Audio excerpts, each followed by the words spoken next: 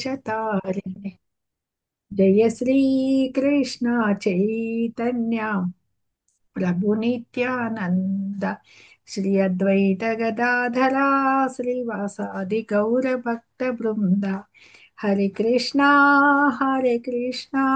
కృష్ణ కృష్ణ హరే హరే హరే రామ రామ రామ హరే హరే. हरे कृष्णा कृष्ण हरे कृष्णा कृष्ण हरे हरे हरे हरे हरे हरे राम राम हरे हरे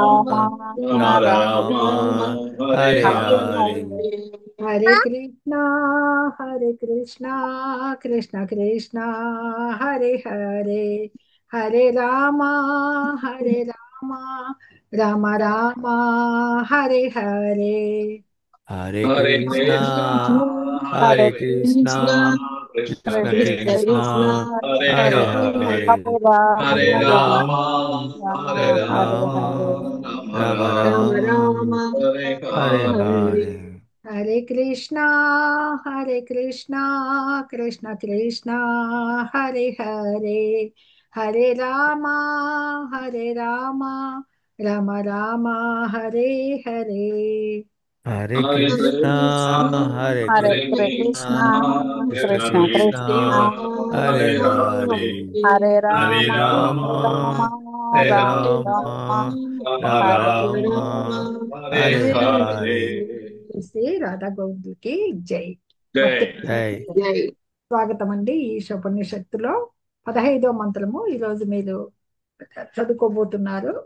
ముందుగా మనకి ఈశోపనిషత్తు ఏం చెబుతుంది?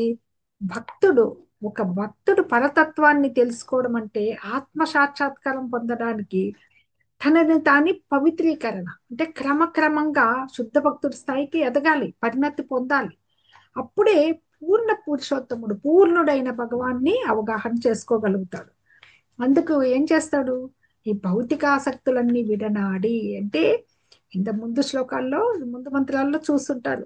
ఇంద్రియ భోగ వాంఛల నుండి బయటపడాలి, పడేసి తనని తాన్ని జ్ఞాన మార్గంలో శుద్ధీకరణ చేసుకున్నప్పుడే మనసు పవిత్రీకరణ జరిగినప్పుడే అప్పుడు భగవానుడిని అంటే సకల జీవులలో పరమాత్మగా ఉన్న భగవానుడిని దర్శించగల స్థాయికి ఎదిగినప్పుడే భగవంతునితో గుణైక్యం చెందగలుగుతారు. ఆ స్టేజ్కి వస్తారనమాట. ఆయనతో గుణరీత్యా ఏకత్వాన్ని సాధించగలిగే ప్రయత్నం చేస్తారు. ఆ జ్ఞానము పొందగలిగే విధానాలు ఎలాగా, భక్తియుత సేవ ఎలాగా అన్ని మంత్రాల్లో చూస్తూ వచ్చారు.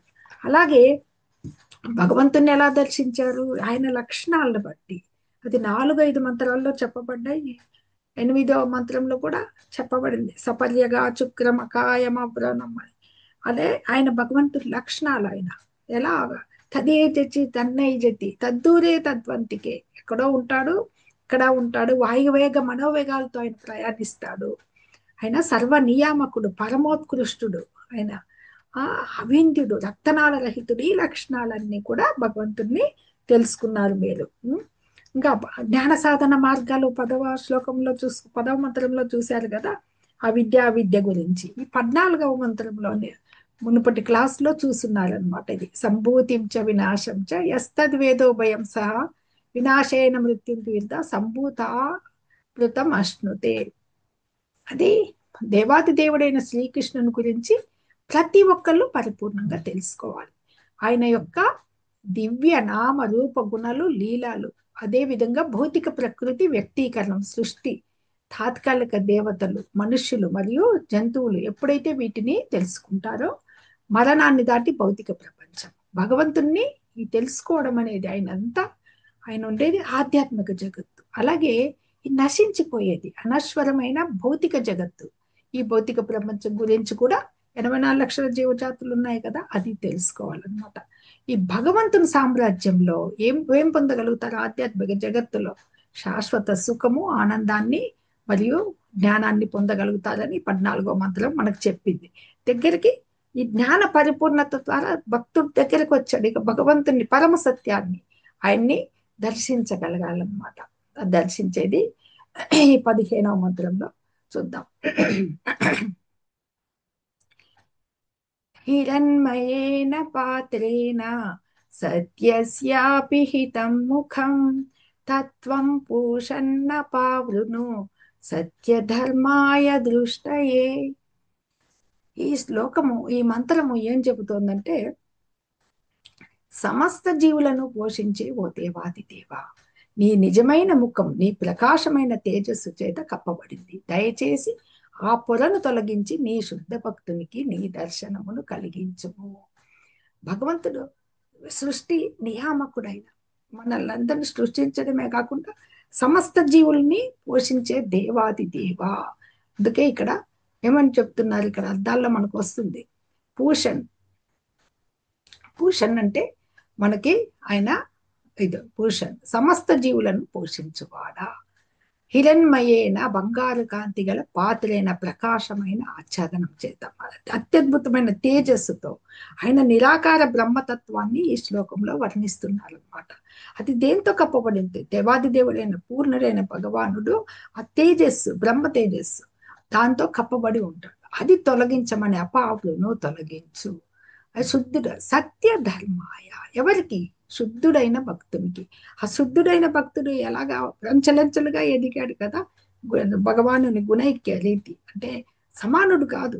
భగవానుడు నిర్గుణుడైన భగవానునికి అతీతుడైన త్రిగుణాలకి, ప్రకృతి త్రిగుణాలకి ఈయన కూడా భక్తుడు కూడా అలా పరిణతి చెందిన శుద్ధుడైన భక్తునికి సత్య రూపాన్ని ప్రదర్శించడానికి ఇది తొలగించమని, అంటే పరతత్వం, పరమసత్యమైన భగవానుని దర్శించడానికి నీవు తొలగించమని ఆ నిరాకార బ్రహ్మ తేజస్సుని తీయమని చెప్తున్నారు. ఈ భాష్యంలో ఏం చెప్తున్నారంటే, ఆ బ్రహ్మజ్యోతి, భగవానుడి బ్రహ్మజ్యోతి మనకి, ఆ బ్రహ్మజ్యోతి భగవానుడికి కలదు అనే దానికి మనకి కొన్ని భగవద్గీతలో మంచి శ్లోకాల్లో తెలియబడింది అనమాట, 14:26లో. అంటే సాకార రూపం యొక్క జ్యోతిని, భగవానుడు నిరాకారుడు కాదు, విశ్వరూప వ్యాపి, కానీ ఆయన సాకార రూపుడు. ఆ సాకార రూపము ప్రకాశమైన బంగారు తేజస్సును కలిగి ఉంటుంది కదా. అది ఈ శ్లోకంలో బ్రహ్మణో హి ప్రతిష్టాహం అమృత వ్యయస్య చ శాశ్వతస్య చ ధర్మస్య సుఖైస్యైకాంతికస్య చ అమరము అనశ్వరము శాశ్వతము పరమానందమునకు సహజ స్థితిను అగు నిరాకర బ్రహ్మమునకు నేనే మూలాధారాన్ని. శ్రీకృష్ణ భగవానుడు చెప్తున్నాడు అనమాట. అమరమైంది అది, దానికి అనశ్వరం, ఎప్పటికీ నశింపులేనిది, శాశ్వతమైంది. బ్రహ్మజ్యోతి అనేది ఆయన తేజస్సులోనే మొత్తము ఉంటుంది, అది ఆవల ఉంటుంది అన్నమాట, భౌతిక జగత్తుకు ఆవల. ఈ పరమానందానికి సహజ స్థితి అగు నిరాకార బ్రహ్మానికి మనకి పరమసత్యం యొక్క 3 అంశాలు తెలుసుకునే ఉంటారు. భగవద్గీత 2వ అధ్యాయంలో వస్తుంది మనకి, బ్రహ్మము, పరమాత్మ, భగవానుడు. సూర్యదేవుని యొక్క ఉదాహరణతో ఏదైతే సూర్యకాంతి ఉందో అది బ్రహ్మంగా, అంటే తేజస్సుగా చెప్పబడుతూ సూర్యకిరణాలు, సూర్యుడు యొక్క గోళం అనేది, సూర్యబింబం అనేది మనకి అక్కడ పరమాత్మగా చెప్పబడితే, భగవంతుడు ఆయన చరమ లక్ష్యమైన భగవంతుడు సూర్యుడిగా చెప్పబడే ఉపమానం ఉంది మనకు అక్కడ. ఆరంభకుడు కూడా సులభంగా చూడగల అంశం బ్రహ్మం. ఎవరైతే భక్తిలో ప్రవేశిస్తాడో నిరాకర బ్రహ్మం వరకు వెళ్తారనేది జ్ఞానులు వెళ్ళగలుగుతారన్నమాట. యోగులు అంతరంగం నుండే అంతకంటే ఎక్కువ ప్రగతి సాధించిన వారు అనుభవించగలిగిన అంశం పరమాత్మ. ఇక భగవత్ సాక్షాత్కారం, ఇప్పుడు భగవత్ సాక్షాత్కారానికి దగ్గరగా వచ్చాడు భక్తుడు. ఆ పొరని తొలగిస్తే పరమసత్యం యొక్క పరమతత్వం ఎవరంటే భగవంతుడు. అదే భగవంతుడు మనకి భగవద్గీతలో 7:7లో కూడా చెప్తారనమాట. మత్త పరతరం నాణ్యత కించిదస్తి ధనంజయ అని చెప్పినప్పుడే ఈ మై సర్వవిధం తతం సూత్రే మణిగణాయి, ఆ రకంగా అన్ని నా చేతనే ఉన్నాయి. కాబట్టి ఈ బ్రహ్మజ్యోతికి ఎవరు? భగవంతుడే నిదానము మరియు సర్వవ్యాపకమైన పరమాత్మ అన్నమాట. సరే, ఆయన విశ్వవ్యాపకుడు. అది ఈ శ్లోకంలో ఎలా చెప్తున్నారు? జగత్ సృష్టిని ఆయన పోషిస్తున్నాడని చెప్పేసి శృతి మంత్రంలో ఈ పూషన్ అనే పదము సంబోధించబడింది. ఇక్కడ చెప్తున్నారు, అథవా బహునైతేనా కిం జ్ఞాతేన తవార్జున. 10:42లో వస్తుంది ఇది. విష్టభ్యాహం ఇదం కృష్ణం ఏకాంశేన స్థితో జగత్. ఇంత ఎందుకు అర్జున? వివరాలతో కూడిన ఎంతో జ్ఞానం చెప్పారు. 10వ అధ్యాయంలో అన్న విభూతులన్నీ చెప్పారు. ఆ విభూతులు చెప్పిన పిదప చెప్తారనమాట ఈ జ్ఞానం యొక్క అవసరం ఏముంది. ఒక్క నా అంశంతో నేను ఈ సర్వ విశ్వంలోనూ వ్యాపించి పోషిస్తూ ఉంటాను అన్నందుకే ఈ ఇక్కడ మనకి వచ్చింది పూషన్. ఈ పూషన్ అంటే సమస్త జీవులను పోషించువాడా. అది ప్రతి ఒక్కటి మనకి ఇలాగా మంత్రం శ్లోకాల ద్వారా చెప్పబడుతుంది అనమాట. ఇంకా భగవంతుడు ఆయన లీలలు ఎలా చూడాలి. ఇక్కడ మనకి భగవంతుని ముందు దాంట్లో ముందు శ్లోకంలో చెప్పబడింది కదా, ఆయన లీలలన్నీ తెలుసుకోవాలి. 14వ అధ్యాయంలో మొత్తం ఆయన నామ రూప గుణ లీలలు, ఆ లీలలు ఏమనేది ఇక్కడ కొద్దిగా ప్రస్తావించడం జరిగింది. శ్రీకృష్ణ భగవాను లీలలు ప్రతి ఒక్కరికి మనకి సనాతన సంప్రదాయంలో మనందరికీ భగవంతుణ్ణి భాగవతం ద్వారా దర్శించే ఉంటారు, తెలిసే ఉంటుంది మనకి లీలలన్నీ. ఎప్పుడు నిత్యానందమయుడు ఆయన, అంటే దివ్యానందంలో ఉంటాడు. సచ్చిత్ ఆనందమయుడు, సచ్చిదానంద విగ్రహుడు. అందుకు ఆయన ఆనందమయోభ్యాస. 5000 ఏళ్ల కిందట ఆయన బృందావనంలో అవతరించినప్పుడు బాల్య లీలల ప్రారంభ దశం నుండి దివ్యానందంలోనే ఉన్నాడు. ఆయన దివ్యానందాన్ని ఎవరికి, రజభామలకి, రజవాసులకి, గోపాలకులకి, తల్లిదండ్రులైన యశోదానందులు, దేవకి వసుదేవులకి అందరికీ పంచగలిగిన అందరితో దాంతో పాటు భక్తులు కూడా ఆ ఆనందాన్ని పొందగలిగారనమాట. ఎందుకు? రాక్షసులను సంహరించడంలో కూడా ఆయన వినోద కృత్యాలు చేశారనమాట. అది ఆనందాన్ని అనుభవించాడు. ఆయన వెన్న దొంగగా ఈ చిలిపి పాత్ర, ఆ దొంగతనం వల్ల అనుచరులు దివ్యానందాన్ని పొందారు. ఇలాంటి ఆనందాల కోసము ఆయన అనుచరుల సంతోషం కోసము, అంటే ఈ పరమ సత్యం దేవాది దేవుణ్ణి కనుగొనడానికి దివ్యలీలను భక్తులు స్మరిస్తూ ఉంటారన్నమాట. వీళ్ళందరినీ కొంతమందికి కేవలము తాత్విక కల్పనలు, అంటే కనుక శుష్కతలాన్ని అవలంబించే వాళ్ళకి తాత్విక కల్పనలు, ఈ యోగ విధానాలకు వెళ్తూ ఉంటారు కదా, హఠ యోగము, ధ్యాన యోగం అని. ఈ గారడి అంటే ఆ ధ్యాన యోగంలో యోగులు పరమాత్మను దర్శిస్తారు. వీళ్ళు గారడీ విద్యలు అంటున్నారు కదా, నామమాత్ర యోగ సాధన చేసే వాళ్ళని ఆకర్షించడానికే భగవంతుడు ఇలాగా లీలల్ని ప్రదర్శించారు అని చెప్తున్నారు అన్నమాట. ఈ బాల్య క్రీడల గురించి కూడా భాగవతము చెప్పడం జరిగింది సుఖదేవ గోస్వామి అనమాట. అంటే ఈ జ్ఞానుల చేత బ్రహ్మానందంగా బ్రహ్మము ఇప్పుడు చూస్తా ఉండేది బ్రహ్మజ్యోతి. ఈ జ్ఞానులందరూ కూడా అక్కడి వరకే వెళ్తే వాళ్ళు బ్రహ్మానందాన్ని అనుభవిస్తూ ఉంటారు కదా. దాస్యభావంలో గల భక్తుల చేత, భక్తులు దాస్యభావం, భగవంతుడికి సేవకులం మనమంతా అనమాట. ఆ సేవకులం కాబట్టి ఆ దాస్యభావం నుండి ఆరాధించబడే దేవుడు లౌకికులు, అంటే ఏమాత్రం ఆధ్యాత్మిక జ్ఞానం లేకుండా ఇంకా కామ్య కర్మరతులు అని చెప్పుకోవచ్చు. వాళ్ళు ఇంద్రియ భోగ వాంఛల పట్ల అనురక్తి కలిగిన వారు అనమాట. వాళ్ళు సామాన్యుడిగా భావించబడిన వాడైన దేవుడు ఇక్కడ 3 రకాలుగా చెప్తున్నారు అన్నమాట. ఆయన దేవాది దేవుడు అనేక పుణ్య కార్యాలను ఆచరించిన తర్వాత తన సహచార్యాన్ని పొందిన గొప్ప బాలకులతో, అంటే ఈ భగవంతుడు ఇన్ని రకాలుగా అందరి చేత పూజింపబడేవాడు. ఈ గోపపాలకులు ఎందుకు ఎప్పుడు జన్మించారు, ఈయన కోసం ఎందుకు వచ్చారంటే వాళ్ళ పూర్వజన్మ పుణ్య ఫలం అన్నమాట. అందుకని వాళ్ళు బృందావనంలో జన్మించి ఆయనతో క్రీడించడం జరిగింది అన్నమాట. ఈ విధంగా భగవంతుడు ఎలా ఉన్నాడు అక్కడ, ఆయన లీలల గురించి చెప్పుకుంటున్నాం. ఆయన దర్శించాలన్నప్పుడు విశ్వపోషకుడు ఆయన నిరాకార బ్రహ్మజ్యోతిని హిరణ్యమయ పాత్రను తొలగించమంటున్నారు. మనకు ముందు శ్లోకంలో చెప్పినట్లు ఆయన నామ రూప గుణ లీలలన్నీ కూడా ఆయన యొక్క జగత్తులో ప్రదర్శించినవే మనకు బృందావనంలో ప్రదర్శించున్నారనమాట. అవి ఈ ప్రేమపూరిత లీలలు 5 రసాల్లో చెప్పబడతాయి. శాంతరసము, దాస్యరసము, సఖ్య, వాత్సల్య, మాధుర్య. నిత్యానుచరులతో ఈ లీలల్లో నిమగ్నుడై ఉన్నాడు బృందావనంలో. తెలుసు కదా మనకు శాంతరసంలో ఉంటారు. అలాగే వాత్సల్య రసము యశోదానందులు, దేవకి దేవుడు, వసుదేవులు చూపిస్తారు ఎక్కువగా. ఈ బృందావన లీలల్లో అయితే కేవలము యశోదానందులే వస్తారనమాట. దాస్యరసం వాళ్ళు దాస్యులు ఉంటారు. అలాగే సఖ్యరసం గోపాలకులంతా సఖ్యులే. మాధుర్య రసం గోపిక ఇలా ఉంటారనమాట. ఈ బృందావన ధామాన్ని ఎలా ఇలాగా అక్కడే ఉంటూ ఆయన ఎట్లా ఈ సృష్టి చేశారు అనే దానికి ఆ పురుష అవతారముతో మనకి చెప్పబడుతుంది అనమాట. 13, 14 సారి క్షమించాలి, 13వ అధ్యాయంలో 14 నుంచి 18వ అధ్యాయంలో జ్ఞానాన్ని చెప్తారన్నమాట. ఈ ఆయన అవతారంలో ఎలాగా మొత్తం విశ్వవ్యాపి అయిన సంపూర్ణ పురుషావతారం అనే సంపూర్ణాంశంతో సర్వభౌతిక ప్రపంచంలో ఉంటారు కాబట్టి, అలాగే ఈ భౌతిక సృష్టి స్థితి లయాలతో స్వయంగా ఎలాంటి సంబంధం లేకపోయినప్పటికీ పరమాత్మల అనబడే తన సంపూర్ణ అంశ చేత ఈ కార్యాలు చేస్తూ ఉంటారు. మయా తతమిదం సర్వం జగత వ్యక్తమూర్తిగా మత్సాని సర్వభూతాన్ని ఏదం ధార్యతే జగత్. మనకి 9వ అధ్యాయంలో 4వ శ్లోకం వస్తుందన్నమాట. ఆయన నేను ఎందుట్లోనూ దేంట్లోనూ ఉండను, కానీ నా చేతే ఈ సృష్టి జరగబడుతోంది అని చెప్పేసి చెప్తూ ఉంటారనమాట. ఇది ఇక్కడ ఇంకా ప్రభుపాదుల వారు ఏం చెప్తున్నారంటే, భగవత్ సాక్షాత్కార విధానము ఒక గొప్ప శాస్త్రం అదనమాట.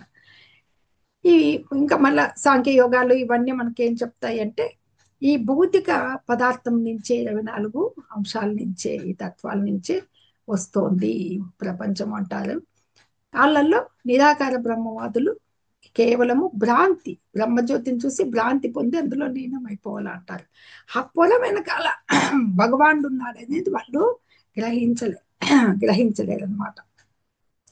అందుకు నిజమైన భక్తుడు ఎలా భగవంతుణ్ణి తెలుసుకోవాలి అంటే, సత్యాన్ని ఎవరైనా పరమ సత్యాన్ని పరిపూర్ణంగా తెలుసుకోవాలనుకుంటే ఈ 24 భౌతిక తత్వాలు ఏవైతే పంచభూతాలు, కర్మేంద్రియాలు, జ్ఞానేంద్రియాలు, ఇంద్రియార్థాలు, మనసు, బుద్ధి, అహంకారం, ఈ జగత్తు, ఇది ఈ 24 తత్వాలని వీటికి అతీతంగా వెళ్ళిపోతే, దృష్టిని ప్రసరింపచేస్తే ఈ 24 తత్వాలు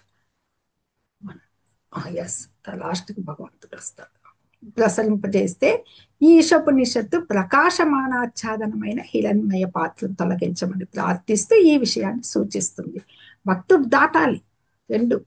ముందు ఆ భౌతిక మిరుమిట్లు కొలిపే ఆ వెలుగునే చూసి అదే సర్వస్వం అనుకుని లీనమైపోవాలని నిరాకారవాదులు కోరుకుంటారు కదా, దానికి అతీతంగా వెళ్ళి ఇది చూస్తే తొలగించబడినప్పుడు మాత్రమే దేవాది దేవుని ముఖర విందాన్ని కానీ యథాతథంగా చూడడం, పరమ సత్యాన్ని దర్శించడం కానీ సంభవిస్తుంది అని ఇక్కడ ఈ మంత్రము చెబుతోంది.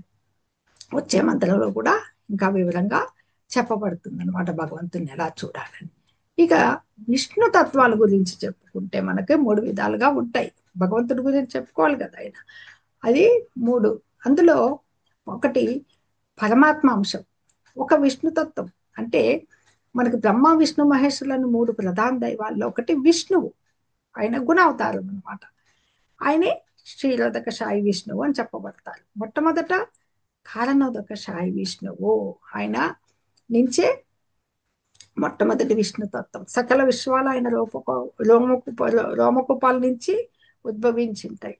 ఆయన తర్వాత ప్రతి విశ్వంలోనూ గర్భోదక సాయి విష్ణువుగా ఆయనే ప్రవేశిస్తాడనమాట. ఆ తర్వాత కారణోదక సాయి విష్ణువు కారణ సముద్రంలోనే పడుకుని ఉంటాడు. ఆ తర్వాత ఈ గర్భోదక సాయి విష్ణువు వస్తాడనమాట. అన్ని సకల విశ్వాలను సృష్టించేవాడు కారణోదక సాయి విష్ణువు. ఈ జగత్ సృష్టికి సంబంధించిన 24 తత్వాలను జయించిన తర్వాత విష్ణు తత్వాలను తెలుసుకోమని యోగ విధానము శ్రద్ధాళువైన విద్యార్థికి బోధిస్తుంది. 24 తత్వాలను జయించిన తర్వాత విష్ణు తత్వాల్ని తెలుసుకోమని చెప్తుంది అనమాట. ఈ యొక్క భగవాను 3 రూపాలు కారణోదక సాయి విష్ణువు నుంచి గర్భోదక సాయి విష్ణువు సకల విశ్వాల్లో ప్రవేశిస్తే, అందులో మళ్ళీ ఆ విశ్వాల్లో ఉండే ప్రతి జీవరాశిలోనూ అణువులోనూ క్షీరోదక సాయి విష్ణువు పరమాత్మ రూపంగా ప్రవేశిస్తాడు. అదే 3 సంపూర్ణాంశాల్లో ఒకటి దేవాదేవుని పరమాత్మ అంశం అని ఇక్కడ చెబుతూ ఉన్నారనమాట. ఈ బ్రహ్మజ్యోతి ఏదైతే శ్రీకృష్ణ భగవాన్ దివ్య రూపం నుండి వెలువడే ఈ ప్రకాశమాన తేజస్సు నిరాకార బ్రహ్మజ్యోతిని అనుభవించడానికి తత్వాభ్యాసం తోడ్పడుతుంది. ఏదైతే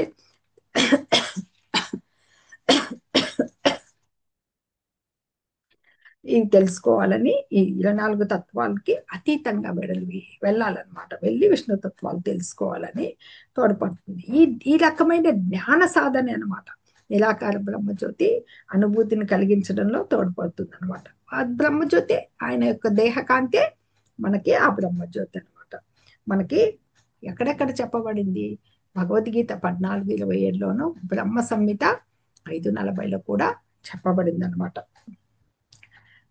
యస్య ప్రభా ప్రభవతో జగదండ కోటి కోటిష్వశేష వసుధాది విభూతి భిన్నం తద్బ్రహ్మ నిష్కలమనంతమశేష భూతం గోవిందమాది పురుషం తమహం భజామి.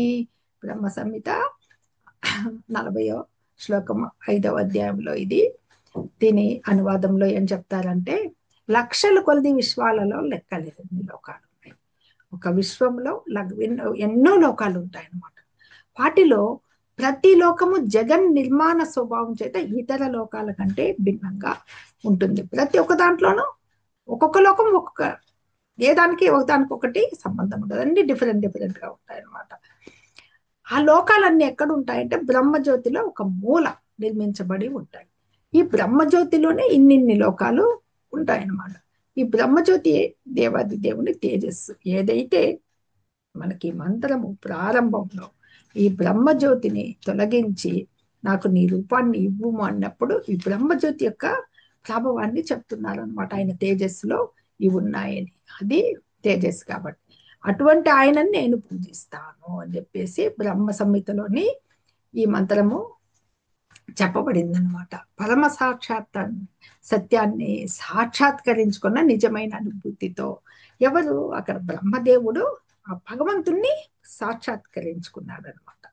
ఆ యొక్క అనుభూతి అంటే భగవంతుణ్ణి పొందగలగడానికి, పరతత్వాన్ని అనుభూతి చేసుకోవడానికి, ఆ పరమ సత్యాన్ని అంగీకరించడానికి భక్తుడికి ఆ స్టేజ్కి రావాలి. ఇంద్రియ నిగ్రహం చెప్పాము, ఇంద్రియాలు జయించాలి. భౌతిక ఆసక్తులన్నీ విడనాడేసి మనల్ని మనము ఉద్ధరించుకొని మనోపవిత్రీకరణ జరిగినప్పుడే, ఆ స్టేజ్కి వచ్చినప్పుడే భగవంతుణ్ణి ఆ గుణైక్య రీతిలో అవగాహన చేసుకునే శక్తి వస్తుందన్నమాట. గుణరీత్యంగా అప్పుడు ఆ పరమసత్యాన్ని దర్శించుకోగలిగే శక్తి వస్తుందన్నమాట. ఇది చెప్తూ ఉన్నారు.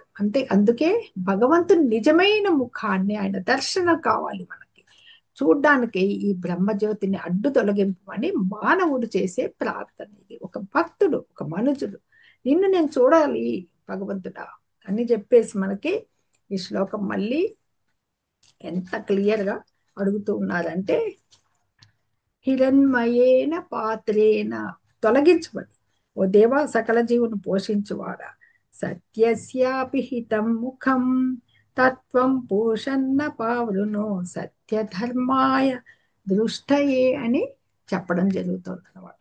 ఇంకా ఎన్ని మనకి భగవద్గీతలో నిరాకార బ్రహ్మాన్ని గురించి 14:27లో చెప్పారు. అలాగే ఆయన యొక్క విశ్వ పోషకుడు అనే దానికి 10:42లో చెప్తారు. దాంట్లో అథవా బహునైతేన కిం జ్ఞాతేన తవార్జున ఇష్టభ్యాహమిదం కృత్సం ఏకాంశేన స్థితో జగత్. నేను ఒక్క అంశతోనే ఈ సమస్త విశ్వాన్ని సృష్టించి వ్యాపించి పోషిస్తున్నాను అన్నారు కదా, పూషారు. ఆ రకంగానే బ్రహ్మ సంహిత ఈ నిరాకార బ్రహ్మజ్యోతిని గురించి వర్ణించడం జరిగింది. అదేవిధంగా ముండకోపనిషత్తు కూడా ఈ శ్లోకంలో ఎన్నో మంత్రాల్లో చెప్పబడుతుంది అనమాట. 2.2, 10, 12 మంత్రాల్లో ఏమని చెప్పబడుతున్నారంటే, ఈ యొక్క ఆధ్యాత్మిక ప్రపంచంలో భౌతిక ప్రపంచానికి అతీతమైన, భౌతిక కాలుష్యానికి అతీతమైన అపరిమితమైన బ్రహ్మజ్యోతి కలదు. అది ఇక్కడ చెప్తున్నారు అనమాట. హిరణ్మయే పరే కోశే విరజం బ్రహ్మ నిష్కలం తత్శృభ్రం జ్యోతిషాం జ్యోతి తద్యదాత్మ విదో విదుహు నత్ర సూర్యో భాతి నచంద్ర తారకం నేమా విద్యుతో భాంతి కుతో యమాగ్ని తమేవ భాంతమానుభాతి సర్వం తస్య భాసా సర్వమిదం విభాతి. బ్రహ్మ వైదం అమృతం పురస్తాద్ బ్రహ్మ పశ్చాద్ బ్రహ్మ దక్షిణ తశ్చోత్తరేణ అతశ్రోధ్వం చ ప్రశ్రుతం బ్రహ్మైవేదం విశ్వమిదం పరిష్టం. దీని అనువాదం చూస్తే అది ఈ మంత్రాలకు ఏవైతే మనకి ఉపనిషత్తుల్లో ముండక ఉపనిషత్తుల్లో చెప్పబడిందే ఆ శ్లోకాలు అర్థమైతే ఈ ఆధ్యాత్మిక ప్రపంచంలో భౌతిక ప్రపంచానికి అతీతమైన ఈ భౌతిక కాలుష్యానికి అతీతమైన అపరిమితమైన బ్రహ్మజ్యోతి కలదు. అటువంటి ప్రకాశవంతమైన తెల్లని కాంతిని ఆధ్యాత్మికవేత్తలు అన్ని కాంతులకు అది మూలాధారమైన కాంతి చెప్తున్నారనమాట. ఏదైతే ఈ కాంతి ఉందో తేజస్సు ఉందో భౌతిక ప్రపంచానికి అతీతం. మనమంతా ఉండేది భౌతిక జగత్తు, దీనికి ఆవల వెళ్ళాలి. అక్కడ ఆధ్యాత్మిక ప్రపంచంలో అద్భుతమైన ఆయన యొక్క తేజస్సు ఉంది. ఆయన తేజస్సు యొక్క రిఫ్లెక్షనే కదా మనకి సూర్యుడి మీద చంద్రుడి, ఇది మనది అంధకారంలో ఉండేది. ఆ సూర్యుడి నుంచి మళ్ళీ మనకి ఆ వెలుగు సూర్యచంద్రుడి నుంచి వస్తుంది అనమాట, నక్షత్రాల నుంచి. అటువంటి ప్రకాశవంతమైన తెల్లని కాంతిని ఆధ్యాత్మికవేత్తలు అన్ని కాంతులకు అది మూలాధారమైన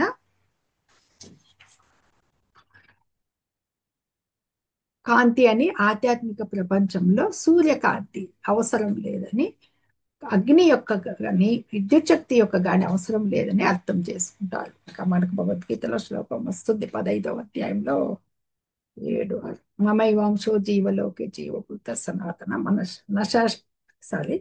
నశాశాంకో నా పావక. ఒక్క సెకండ్ అండి. జీవభూత సనాతన మనశ్శష్టానింద్రియాన్ని ప్రకృతిస్థాని కర్షది. దానికంటే ఇంకొక శ్లోకము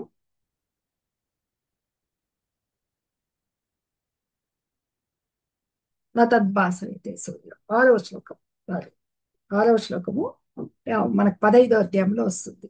నా తద్భాసయతే సూర్యో న శశాంకో నా పావక యద్గత్వా న నివర్తంతే తద్ధామ పరమం మమ.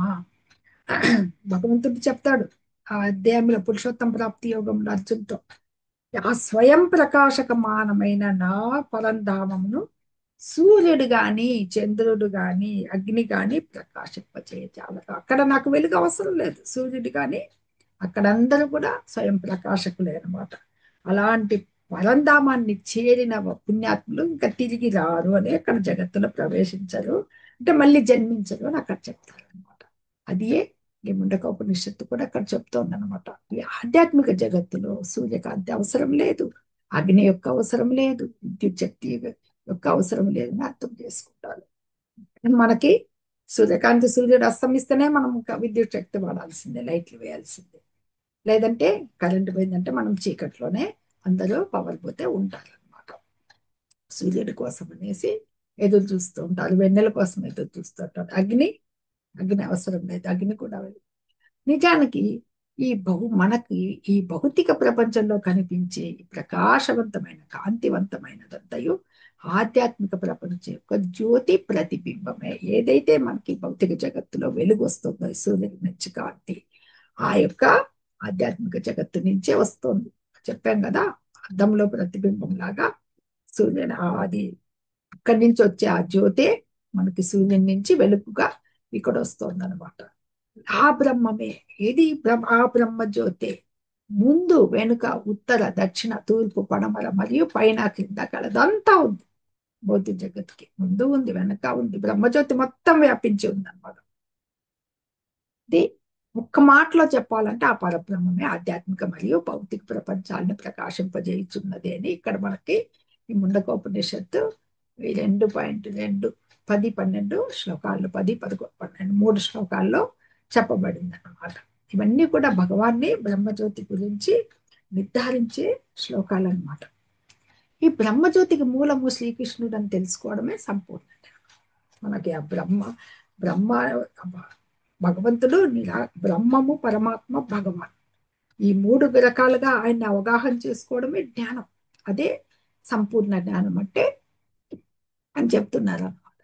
భాగవతము మొదలైన గ్రంథాల్లో వేదవాన్మయమంత పురాణాలు అన్ని కూడా కృష్ణ విజ్ఞానం పూర్తిగా విశదీకరించబడింది. కృష్ణ లీలలో 10వ స్కందంలో వచ్చిన మొదటి నుంచి కూడా ప్రథమ స్కందం నుంచి 12 స్కందాల వరకు అన్ని స్టడీ చేస్తే మొత్తం కృష్ణకు సంబంధించిన కృష్ణ చైతన్యం యొక్క విజ్ఞానము అందులో భాగవతంలో చెప్పబడుతుంది అనమాట.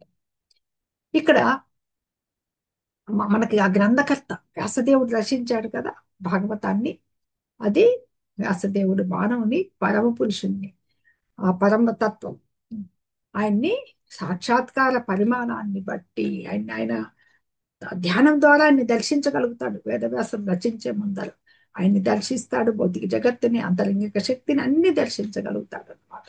ఆయన్ని చూసి ఆ పరమ పురుషుడిని ముగ్గురుగా అవగాహన చేసుకుంటారు. ఈ ఈ రకంగా మనకి బ్రహ్మము, పరమాత్మ, భగవాన్ గా చెప్పబడ్డాడనమాట. ఆ బ్రహ్మం గాను, పరమాత్మ గాను, భగవాన్ గాను వర్ణించబడ్డాడని పేర్కొన్నాడు. ఎక్కడ కూడా భగవంతుడు సామాన్య జీవుడని వ్యాసదేవుడు చెప్పలేదు. దేవాది దేవుడు, సర్వజ్ఞుడు, ఆయన అభిజ్ఞ స్వరాట్, సంపూర్ణ స్వతంత్రుడు, పూర్ణ పురుషుడు. అందుకే మనకి ఆయన మొట్టమొదటి మంగళాచరణంలోనే వస్తుంది మనకు, ఓం పూర్ణమద పూర్ణమిదం పూర్ణాత్ పూర్ణముదచ్యతే పూర్ణస్య పూర్ణమాదాయ పూర్ణమేవావశిష్యతే. ఎన్ని పూర్ణాలు ఆయన నుంచి వచ్చినా ఆయన పూర్ణంగానే ఉంటారు. ఆయన నుంచి వచ్చినవి కాబట్టి ఇవి కూడా పూర్ణములే అయి ఉంటాయి అని చెప్పి మనము మంగళాచరణలో చూసాం, ఈశోపనిషత్తులు అనమాట. ఆ రకంగా జీవుణ్ణి, సామాన్య జీవుడు కాడు, ఆయన పరమ పురుషుడు. మనం పురుషులమైతే ఆయన పరమ పురుషుడు, మనం జీవాత్మలమైతే ఆయన పరమాత్మ, ఆయన పరాశక్తి అయితే మనం అపరాశక్తి. ఆ రకంగా జీవుణ్ణి ఎప్పుడు సర్వశక్తిమంతుడైన పరమ పురుషునిగా భావించకూడదు. ఎప్పటికీ జీవుడే, పరమ పురుషుడే. మనము పరమ పురుషుని స్థాయికి ఎదగలేము అనేది బంగారు గనిలో ఎంత ఉంటుంది, ఒక చిన్న బంగారు కణిక ఎంత ఉంటుంది, గనిగనే కణికే. భగవంతుడు బంగారు గని అయితే మనం చిన్న ఒక రేణు అనుకుంటాం, సముద్రంలో నీటి పొట్టు అంతా అనుకోవచ్చు. నిజంగా జీవుడే పరమ పురుషుడైతే జీవుడు భగవాన్ని యథార్థ ముఖం చూడడానికి ప్రకాశమానమైన ఆచ్ఛాదనాన్ని తొలగించమని ప్రార్థించాల్సిన అవసరము ఉండదు. మనం పరమ పురుషుడైతే పరమ సత్యాన్ని ఎందుకు ఎతుకుతున్నాడు జీవుడు? అన్ని ఉపనిషత్తులు, అన్ని వేదాలు ఆ పరమ సత్యాన్ని అన్వేషిస్తున్నాయి కదా. పూర్వం ఋషులు, మునులు, పరమహంసలు అంతా అన్వేషణ అంతా ఆ పరమ పురుషుని దర్శనం కొరకే. అదే నీకు జీవుడు పరమ పురుషుడు ఎప్పటికీ కాలేడు అని చెప్తున్నారు అనమాట. ఎందుకు ప్రార్థిస్తున్నారు అంటే పరమ సత్యాన్ని గ్రహించడానికి. మొత్తానికి మనకి ఈ శ్లోకం మంత్రం యొక్క సారాంశం ఏమంటే, పరమ సత్యం యొక్క శక్తులకు సంబంధించిన జ్ఞానం లేని వారికే నిరాకార బ్రహ్మం యొక్క సాక్షాత్కారం కలుగుతుంది. అంటే భగవంతుణ్ణి అంతవరకే తెలుసుకునేగలిగే వాళ్ళు, ఆయన యొక్క దివ్య లీలలు అవన్నీ అవగాహన లేని వాళ్ళకి ఓన్లీ బ్రహ్మది అంటే సాకారవాది కాకుండా ఆయనకి ఆకారం లేదు, నిరాకారవాదాన్ని గురించి ఆశించే జ్ఞానులకు అనమాట. వాళ్ళు జ్ఞానులు, యోగులు, భక్తులు అని 3 రకాలు ఉంటారు కదా. ఆ జ్ఞానులకే నిరాకార బ్రహ్మం వరకే వెళ్ళగలుగుతారు. ఆ సాక్షాత్కారం వరకే వాళ్ళు నిలబడతారనమాట. అలాగే ఈ ఆధ్యాత్మిక శక్తిని గురించిన జ్ఞానం స్వల్పంగా ఉండి కానీ లేదా అసలు లేక కానీ భగవంతుని భౌతిక శక్తులను అనుభవించేటప్పుడు అతను పరమాత్మ అనుభూతిని పొందుతాడనమాట.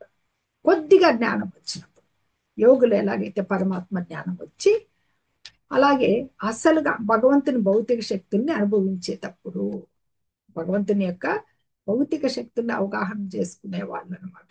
ఈ ధ్యానం ద్వారా భగవంతుని పొందే వాళ్ళకి పరమాత్మ అనుభూతి వస్తుంది. మొట్టమొదట అసలు భగవంతుని గురించి, పరమసత్యం గురించి జ్ఞానం ఇంకా తెలియదు, అవగాహన లేని వాళ్ళకి మొట్టమొదట వాళ్ళు నిరాకార బ్రహ్మతత్వమే తెలుస్తుంది, బ్రహ్మం. పరమాత్మని కొద్దిగా ఆధ్యాత్మిక జ్ఞానంలో ప్రవేశించిన వాళ్ళు పరమాత్మ జ్ఞానాన్ని పొందుతారన్నమాట. ఈ రకంగా చూస్తే పరమ సత్యాన్ని వాళ్ళు కేవలము ఆ నిరాకార బ్రహ్మతత్వం కానీ పరమాత్మ అనుభూతి కానీ ఈ రెండు కూడా భగవానుని పాక్షికమైనవి, అంటే కొంతవరకే అనమాట. పరిపూర్ణమైన పరమ సత్యాన్ని వాళ్ళు తెలుసుకోలేదు, సంపూర్ణంగా వాళ్ళు ఎదగలేదు, కొద్దిగా తెలుసుకోగలిగారు అనమాట. పాక్షికమైన అంటే పార్షియల్, కొంత భాగమే వాళ్ళు తెలుసుకోగలిగినారు అనమాట. అదే మానవుడు హిరణ్యపాతం తొలగింపబడిన తర్వాత దేవాది దేవుడైన శ్రీకృష్ణుని పరిపూర్ణ శక్తిని అనుభవించినప్పుడు వాసుదేవ సర్వమితి అంటే శ్రీకృష్ణ భగవాన్ సమహాత్మ సుదుర్లభ చెప్పబడుతుంది కదా. బహూనాం జన్మనాం అంటే జ్ఞానవాన్ మాం ప్రపద్యతే వాసుదేవ సర్వమితి సమహాత్మ సుదుర్లభ. మనకి 7వ అధ్యాయంలో 19వ శ్లోకంలో చెప్తారు. అంత ఆ జ్ఞానులు వాళ్ళు 4 విధాలైన జ్ఞానులు ఉంటారు కదా, జిజ్ఞాసు జ్ఞానం, అర్థం అర్థ, వాళ్ళు కూడా ఎన్నో జన్మల తర్వాత జ్ఞానం పొందిన తర్వాత భగవంతుణ్ణి ఈ రకంగా అంటే బ్రహ్మము పరమాత్మ భగవంతుడు సర్వం వాసుదేవుడే అని తెలుసుకోగలుగుతారు అన్నమాట. అతడే వృక్షం మూలం. వృక్షానికి మూలం తెలియాలి, ఆకులను వెతకూడదు. అదే బ్రహ్మము పరమాత్మ అనేది ఆయన శాఖలు. ఇప్పుడు క్లియర్ గా అర్థమైపోతుంది అనమాట. వృక్ష మూలం వేరు ముఖ్యం, బ్రహ్మము పరమాత్మ శాఖలు. ఆ శాఖలన్నీ పచ్చగా ఉండాలంటే వేరుకి నీరు పోయాలి. వేరు మూలానికి నీరు పోయడం అంటే భక్తియుత సేవ. ఈ రకంగా ఈ జ్ఞానులు అంటే నిరాకార బ్రహ్మాన్ని పూజించే వాళ్ళు, యోగులు అంటే పరమాత్మను పూజించే వాళ్ళు, అలాగే భక్తులు శ్రీకృష్ణ భగవాన్ భక్తితో పూజించే వాళ్ళని 3 విధాలైన తత్వజ్ఞుల వివరణ మనకి భగవద్గీత 6వ అధ్యాయంలో 46-47 శ్లోకాల్లో క్లియర్ గా చెప్పబడింది అనమాట. అంటే ఈ తత్వజ్ఞులందరిలో ఈ వేద విజ్ఞానం అభ్యసించిన జ్ఞాని సాధారణమైన కర్మిష్ఠుల కంటే అంటే కర్మయోగంలో ఉన్నవాళ్ళు, సకామ కర్మలు చేసి కామ్యకర్మరతులు అనమాట, వాళ్ళకంటే ఉత్తములు జ్ఞాని. జ్ఞాని కంటే ఉత్తముడు పరమాత్మ వరకు వెళ్ళిన యోగి. ఆ యోగుల కంటే ఉత్తములు ఇంకా శక్తులతో భగవంతుని నిరంతరం సేవించే భగవద్భక్తుడు అనమాట, అగ్రగణ్యుడు. మొత్తం మీదికి ఏం చెప్తున్నారంటే సారాంశము, ఈ వేదాంతి శ్రామికుడైన వ్యక్తుడు అంటే చెప్పుకున్నాం కదా మనం, కామ్యకర్మరతులు నిరంతరము కర్మయోగంలో ఉన్నవాడు అనమాట ఉత్తముడు. ధ్యానయోగి ఈ వేదాంతి కంటే ఉత్తముడైతే భగవంతుని సేవల్లో నిత్యము నిమగ్నుడయ్యి భక్తి యోగాన్ని ఆచరించే భక్తుడు యోగులందరిలోకి పరమోత్తముడు అని చెప్పేసి ఇక్కడ చెప్పుతుంది అనమాట. ఈశోపనిషత్తులో ఈ మంత్రం వలన మనుజుడు ఆ హిరణ్మయ పాత్రను, ఆ తేజస్సును తొలగించి ఆయన్ని తొలగిస్తే విశ్వపోషకుడా నిన్ను నేను చూడగలుగుతాను అని ప్రార్థిస్తున్నాడు భక్తుడు. కాకపోతే ఆయన్ని ప్రార్థించి ఆ ఆ దర్శనాన్ని అనుభూతి చెందుకోవాలి అంటే పరిపూర్ణమైన స్థితికి మనుజుడు భక్తి సేవ ద్వారా చేరాలన్నమాట. అది మనకి ఈశోపనిషత్తులో ఆ మార్గాలన్నీ చెబుతూ వచ్చాయి. మిగతా మంత్రాలన్నీ కూడా ఎలా భగవంతుని దర్శించేకి జ్ఞాన సాధన ఎలా చేయాలి, విద్యలు ఎలా చూడాలి, ఇవన్నీ కూడా ముందు మంత్రాల్లో చర్చించడం జరిగింది. హరే కృష్ణ.